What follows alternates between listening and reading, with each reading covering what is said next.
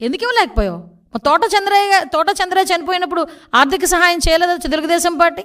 నాకు తెలిసి 25 లక్షలు 30 లక్షలు ఇచ్చారు, ఇంకెక్కువ ఇచ్చినట్టున్నారు, దగ్గర ఎక్కువ ఇచ్చారు. అంటే నేను ఎందుకు చెప్తున్నానంటే, నువ్వు నిజంగా భుజాన్ని వేసుకొని, నీ కార్యకర్తని నువ్వు భుజాన్ని వేసుకొని ఆ రోజు వచ్చేసి శాంతి భద్రతల గురించి, లా అండ్ ఆర్డర్ గురించి, ఆటవిక పరిపాలన సాగుతుందని నీ నోట్ నుంచి అలాంటి మాటలు వస్తుంటే, అలవాటుగా వచ్చేస్తుంటే అలాంటి మాటలు నిజంగా నవ్వొస్తుంది. ఈరోజు నేను ఒకటే చెప్తున్నా, అప్పీల్ చేస్తున్నా పబ్లిక్కి కూడా, దయచేసి ఒక్కసారి మీరు కూడా ఆలోచన చేయండి.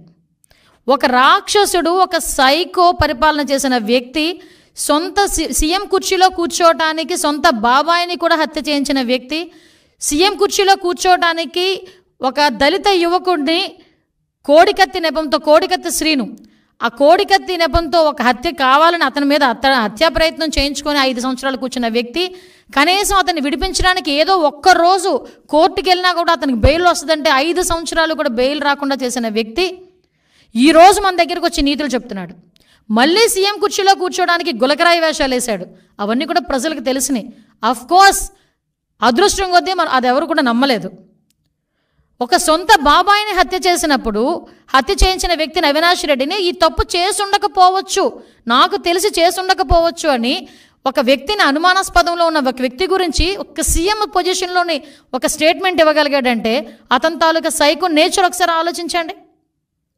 అలాంటి వ్యక్తి సొంత చెల్లి ఈరోజు నాకు న్యాయం చేయండి అని వివేకానంద రెడ్డి సొంత బాబాయ్ హత్య చేస్తే న్యాయం చేయండి అంటే 5 సంవత్సరాల్లో కనీసం ఒక స్టెప్ ఫార్వర్డ్ అవ్వలే. పాపం ఆ అమ్మాయి బయటకు వచ్చి, పాపం సునీతమ్మ బయటకు వచ్చి మళ్ళీ సిబిఐ ఎంక్వైరీ వేసుకొని ఢిల్లీ చుట్టూ తిరిగి నాకు ప్రాణాపాయం ఉంది, నన్ను రక్షించండి మొర్రో అని ఢిల్లీ నడివీధుల్లో నీ రక్తం పంచుపుట్టుకుని ఒక సొంత చెల్లి మాట్లాడింది. నువ్వు ఈరోజు ఆటవిక పరిపాలన గురించోనో లేకపోతే ఇలాంటి మాటలు మాట్లాడి లా అండ్ ఆర్డర్ గురించి 45 రోజులకే స్టేట్మెంట్లు ఇస్తున్నావు, ఢిల్లీలోకి వెళ్ళి కూర్చొని ధర్నా చేస్తున్నావు. ఎస్ రా, నేను వస్తాను ఢిల్లీ. నువ్వేం చేసావు 5 సంవత్సరాల్లోని 45 రోజుల్లో మేమేం చేసావు మేము చెప్పుకుంటాం. వివేకానంద రెడ్డి హత్య గురించి చెప్పానంటే ఢిల్లీలో కూర్చొని ఈరోజు ఎంతమంది ఆత్మహత్యలు జరిగినాయి, ఎంతమంది హత్యలు జరిగినాయి, మా వాళ్ళ మీద ఎంతమంది మీద అఘాయిత్యాలు జరిగినాయి, టీడీపీ వాళ్ళ మీద, టీడీపీ ఆఫీస్ మీద దాడి జరిగింది, దాని గురించి మాట్లాడమనండి. సీఎం చంద్రబాబు నాయుడు గారి ఇంటి మీద, ఎక్స్-సీఎంగా ఉండేటప్పుడు చంద్రబాబు నాయుడు గారి ఇంటి మీద దాడి జరిగింది, దాని గురించి మాట్లాడమనండి. చంద్రబాబు నాయుడు గారు అమరావతి చూడటానికి వెళ్తే రాళ్ళు విసిరితే భావ స్వేచ్ఛ ప్రకటన ఆ రోజు. ఈరోజు ఆటవిక పరిపాలన. మేము ఎవరి మీద రాళ్ళు వేసామా? ఎవరి మీదనా? నువ్వు ఎప్పుడైనా రోడ్డు మీదకి వచ్చావు? నిన్న మాచెల్లు వినుకొండ వెళ్ళావు, నీకెవరిని అడ్డగించారా? ఆఖరికి మొన్న ఎవరిని ఆ పిన్నెల్లి అతన్ని తీసుకెళ్ళి పరామర్శించడానికి జైలుకి వెళ్ళావు, ఎవరిని అడ్డగించారా? ఇంతకు ముందు ఒకసారి గుర్తు చేసుకో యా బాబు, పులివెందుల ఎమ్మెల్యే, ఇంతకుముందు ఒకసారి గుర్తు తెచ్చుకో ఒకసారి. ఇవన్నీ చేసి ఈరోజు తిరిగి మా మీద ఇంకొకటి, నిన్న మొన్న సాక్షి పేపర్లో అదొక పాంప్లెట్ పేపరు, నా సాక్షి పేపర్లో ఈ వెహికల్ గురించి మాట్లాడారు, జగన్మోహన్ రెడ్డికి ఇచ్చిన వెహికల్ గురించి. అసలు జగన్మోహన్ రెడ్డి అన్న వ్యక్తి ఈరోజు పులివెందుల ఎమ్మెల్యే, కేవలం ఒక ఎక్స్-సీఎంగా ఉన్నందుకు గాను Z+ సెక్యూరిటీ ఇచ్చారు. గుర్తుపెట్టుకోయా, నీకు Z+ సెక్యూరిటీ ఇచ్చారు, టాటా సఫారీ ఇచ్చారని చెప్పి బాధపడిపోయావు. అవునులే, నీకున్న ఆస్తికి టాటా సఫారీ అంటే ఎక్కడ లెక్క ఉండదు అనుకో, అది వేరే విషయం. కానీ 2019లో నువ్వు సీఎంగా ఎక్కిన తర్వాత అప్పుడు ఎక్స్-సీఎం అయిన చంద్రబాబు నాయుడు గారికి, అప్పటికి 14 సంవత్సరాల ముఖ్యమంత్రి అయిన వ్యక్తి, అటువంటి వ్యక్తికి నువ్వు ఇచ్చింది టాటా సఫారీయే. ఈరోజు మీకు ఇచ్చింది నేను టాటా సఫారీయే. ఆ టాటా ఎలాగోలాగా గవర్నమెంట్ మీద బురద చల్లాలనే ఉద్దేశంతో ఈరోజు ఇది చేసే ప్రయత్నం ఇది. అంటే వెహికల్ కూడా సరిగా ఇవ్వలేదని ప్రజల్లో ఒక క్రియేట్ చేయడానికి నువ్వు చేసిన ఒక డ్రామా ఇది. ఆ రోజు చంద్రబాబు నాయుడు గారికి ఇంకో విషయం చెప్పనా, ఆ రోజు చంద్రబాబు నాయుడు గారికి నువ్వు ఇచ్చింది టాటా సఫారీ, ఈరోజు కూడా ఒక సీఎంగా ఉన్న వ్యక్తి హైదరాబాద్ వెళ్ళినా, ఢిల్లీ వెళ్ళినా టాటా సఫారీ ఎక్కుతారు, బుల్లెట్ ప్రూఫ్ కారు.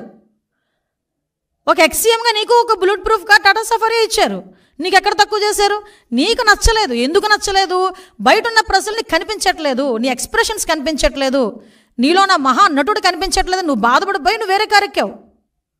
నువ్వు వేరే కారు ఎక్కినా కూడా బీపీ కార్ వెనకాతలు వచ్చింది, నీ వెనకాతలు తిరిగింది. అది ఎక్కడ కూడా ప్రోటోకాల్ కూడా వైలేట్ చేయలేదు, నీకెక్కడ కూడా సెక్యూరిటీ తగ్గించలేదు, నిన్నెక్కడ కూడా ఇబ్బంది పెట్టలేదు, నీ ఇంటి మీదకి ఎవడు దాడికి రాలేదు, నువ్వు ఎక్కడికైనా వెళ్తానంటే పోలీసులతో తాళ్ళు కట్టలేదు. సో ఎక్కడ ఆటవిక పరిపాలన జరిగిందో ఒక్కసారి నువ్వు నేను చర్చించుకోవాలి. ఈరోజు ఈ సిచ్యువేషన్స్ అన్నిటి గురించి కూడా నువ్వు వెళ్తున్నావు. సెక్యూరిటీ విషయంలో గురించి చూద్దాం. అసలు యాక్చువల్గా సెక్యూరిటీ రివ్యూ కమిటీ అని చెప్పి SRC అని ఒకటి ఉంటుంది. అందులోనే IBGID 2 ఉంటాయి. వాళ్ళు ఫిక్స్ చేస్తారు అంత ఎవరికి ఎలాంటి సెక్యూరిటీ కావాలి, ఎవరికి ఎలాంటి సెక్యూరిటీ ఇవ్వాలి అనేది వాళ్ళు ఫిక్స్ చేస్తారు. సో వాళ్ళ ఫిక్సేషన్ ప్రకారం కూడా నువ్వు వెహికల్ ఎక్కావు, నీకు BP వెహికల్ నీకు పంపించారు, సఫారీ పంపించారు, అది దిగిపోయావు. నీకు థ్రెట్ లేదా? రేపు పొద్దున్న ఏం చేస్తావు?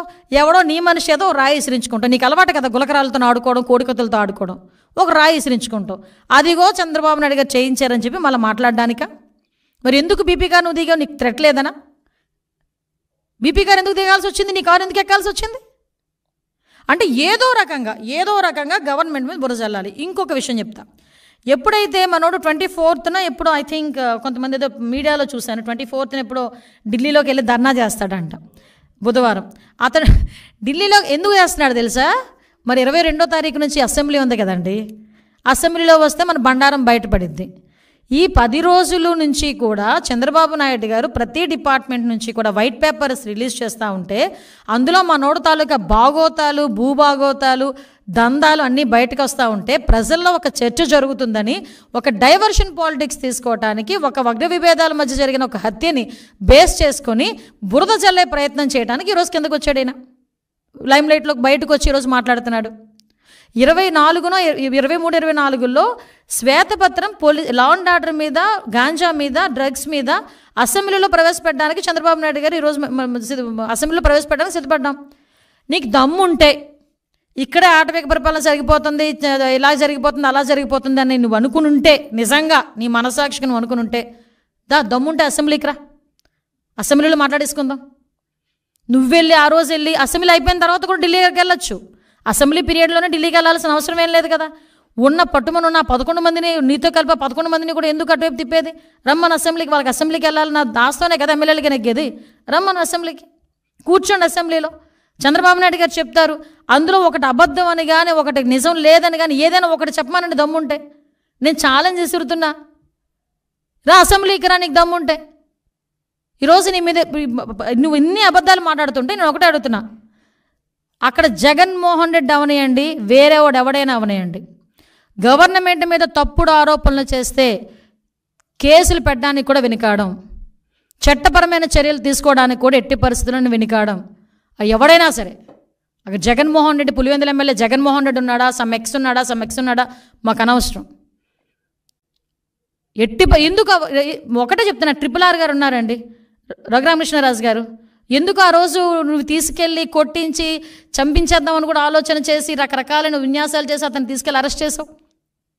ఒక ఎంపీని, సిట్టింగ్ ఎంపీని. TV5 మూర్తి గారు ఉన్నారు, ఆయన మీద ఎందుకు రాజద్రోహం కేసు పెట్టావు? అసలు రాజద్రోహం కేసు అన్నదే లేదు. అసలు యాక్చువల్గా రాజద్రోహం కేసు అనేది నువ్వు చెప్పినట్టు, నువ్వు పెట్టినట్టు ఉంటే కనుక ఫస్ట్ ఈరోజు కేసు బుక్ చేయబోయేది రాజద్రోహం కేసు నీ మీదే.